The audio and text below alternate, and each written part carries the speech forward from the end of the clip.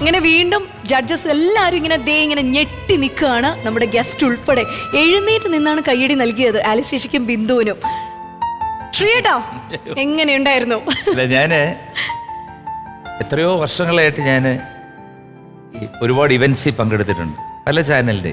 എനിക്ക് തോന്നുന്നത് ഇപ്പം നടന്നുകൊണ്ടിരിക്കുന്ന, നിങ്ങളൊക്കെ കണ്ടുകൊണ്ടിരിക്കുന്ന ഈ മെഗാ ഇവൻറ്റ്, ഇത് ചരിത്രത്തിൽ നമുക്ക് എഴുതി വയ്ക്കാൻ പറ്റുന്ന, ചരിത്രത്തിൻ്റെ പ്രധാന താളുകളിൽ എഴുതി വയ്ക്കാൻ പറ്റുന്ന ഒരു ഐക്കോണിക് ആയിട്ടുള്ള ഇവൻ്റാണെന്നുള്ള സത്യം, അത് യാതൊരു സംശയമില്ല. പക്ഷേ ഇന്ന് ഞാൻ വളരെ ത്രിൽഡാണ്, വളരെ അതിശയപൂർവ്വം കണ്ടുകൊണ്ടിരിക്കുകയാണ്, കേട്ടുകൊണ്ടിരിക്കുകയാണ്.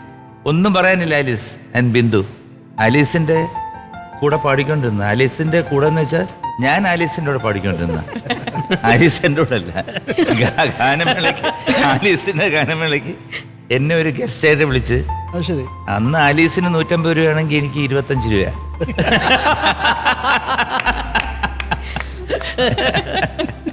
അതിന് എത്രയോ വർഷങ്ങൾ ആലീസും ബിന്ദു ഇന്നിവിടെ അതിശയങ്ങളാണ് കാഴ്ചവെച്ചു. ദൈവം അനുഗ്രഹിക്കും. സൂപ്പർ. ഇവരൊക്കെ എനിക്കൊന്ന് എക്സ്പീരിയൻസ് ഉള്ളത് കൊണ്ടായിരിക്കുമോ സാർ ഇത്ര ഈസി ആയിട്ട് പാടാൻ പറ്റുന്നത് ഈ ഗാനങ്ങളൊക്കെ? തീർച്ചയായിട്ടും. അതെന്താ സംശയം? ഇത് റിയാലിറ്റി ഷോ അല്ലാന്ന് എനിക്കറിയാം, പക്ഷേ ഇതല്ലേ റിയാലിറ്റി ഷോ ആക്കേണ്ടത്. നമ്മൾ ഒരുപാട് റിയാലിറ്റി ഷോ കാണുന്നുണ്ട്, പക്ഷെ ഇവര് നമ്മൾക്ക് പറയാൻ പറ്റില്ല. പിന്നെ നമുക്കൊരു പഴഞ്ചൊല്ലുണ്ടല്ലോ, ഓൾഡ് ഈസ് ഗോൾഡ് എന്ന് പറഞ്ഞു കഴിഞ്ഞാൽ മുഴുവനും ഓൾഡ് ആയിട്ടല്ല. ഇതിലിപ്പോൾ പകുതി ഓൾഡും പകുതി ചെറുപ്പവും ഉണ്ടല്ലേ. ബിന്ദു ഈസ് യുവർ മേക്കപ്പ് അല്ലല്ലോ? അല്ല. എനിക്കിപ്പോ ഒന്നും പറയാൻ പറ്റൂല, ചെറുപ്പം തന്നെയാണ്. ഇപ്പൊ എല്ലാവരും എങ്ങനെയാ വരുന്നതെന്ന് പറയാൻ പറ്റൂല. അപ്പോൾ ഞാൻ പറയുകയാണെങ്കിൽ ഒരു കമ്പ്യൂട്ടറിൽ വരച്ച പോലെ സംഗതികൾ, എക്സ്പ്രഷൻ പിന്നെ പറയണ്ട, അത് നമ്മൾക്ക് ഉണ്ടല്ലോ. എക്സ്പ്രഷൻ മനോഹരമാണ്, പക്ഷെ ഒരു നോട്ട് പോലും ആ രാഗത്തിൽ നിന്ന് വ്യതിചലിച്ച് പോകാതെ നിങ്ങൾ പാടി എന്നുള്ളതാണ് അതിൻ്റെ ഫാസ്റ്റ് ഫറൻസ് പോലെയാണ് സംഗതികൾ പോകുന്നത്. ഡിഫിക്കൽട്ട്. അത് എന്തൊരു പുഷ്പം പോലെയാണ് നിങ്ങൾ പാടിയിരിക്കുന്നത്. ഒറിജിനലിനെ വെല്ലുന്ന പോലെ പാടിയിട്ടുണ്ട്. I loved it. ഇതിൻ്റെ അപ്പുറത്തൊന്നും പറയേണ്ട, ഒരുപാട് പറയാനുണ്ട്. നമുക്ക് സമയക്കുറവുള്ളതുകൊണ്ട് ഇത്രയും നിർത്തുന്നു. Okay, all the best. ചേച്ചി, ആലിസ് ഉണ്ണികൃഷ്ണനും ടീമും നയിക്കുന്ന ഗാനമേള എന്ന് പറഞ്ഞ് ശരിക്കും പറഞ്ഞാൽ കേരളത്തെ മൊത്തം ഇളക്കി മറിച്ചൊരു സിംഗർ കൂടിയാണ് രണ്ടുപേരും. എന്നാൽ ആലിസ് ചേച്ചി കുറച്ച് സീനിയർ ആണ്. അപ്പം എന്ത് തോന്നി ഇന്ന് രണ്ടുപേരും ഈ ഒരു പാട്ട് തന്നെ ഇവിടെ റീക്രിയേറ്റ് ചെയ്തപ്പോൾ? അല്ല, ഇനി ആലിസ് ചേച്ചിയുടെ ഒരു ഗാനമേള എവിടെ അനൗൺസ് ചെയ്താലും ഞാൻ മുൻനിര ഉണ്ടാവും കേൾക്കാനായിട്ട്. ഡെഫിനറ്റ് ആണ്. അതേപോലെ തന്നെ ബിന്ദു മാമും നിങ്ങൾ രണ്ടുപേരും ഒരു ഒറ്റ വാക്കിൽ പറയുകയാണെങ്കിൽ ഫ്ലോലെസ്. അതായിരുന്നു എനിക്ക് ഫ്ലോലെസ് പെർഫോമൻസ്. ഞാൻ ഐ തിങ്ക് ഒരു മേ ബി ഇയർ 2000 or 2001 എങ്ങാണ്ടോ ന്യൂ ഇയർ, ഇതേപോലെ ഒരു ന്യൂ ഇയറിൻ്റെ അന്ന് 31-ാം തീയതി ഓൾ നൈറ്റ് കച്ചേരി നടന്നു.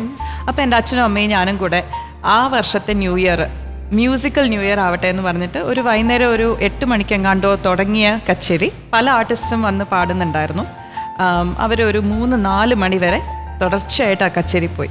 അതിനുശേഷം ഇന്നാണ് ശരിക്കും പറഞ്ഞാൽ എനിക്കിങ്ങനെ ഒരു മ്യൂസിക്കൽ ന്യൂ ഇയർ ആഘോഷിക്കാനുള്ളൊരു അവസരം കിട്ടിയത്. And I M so grateful. എനിക്ക് വളരെയധികം നന്ദിയുണ്ട്. നിങ്ങളെപ്പോലത്തെ വളരെ വളരെ മികവുറ്റ സിംഗേഴ്സിൻ്റെ സാന്നിധ്യത്തിൽ എനിക്കും ഇരുന്നതിനെ ആസ്വദിക്കാൻ കഴിഞ്ഞു എന്നുള്ളതിൽ I am very very blessed. Thank you so much. അല്ല ശ്യാം സാർ, ഈ പാടാം നേടാം എന്ന ഈ ഷോ കണ്ടുകൊണ്ടിരിക്കുന്ന ഓരോ പ്രേക്ഷകനും ചോദിച്ചൊരു ചോദ്യമുണ്ട്.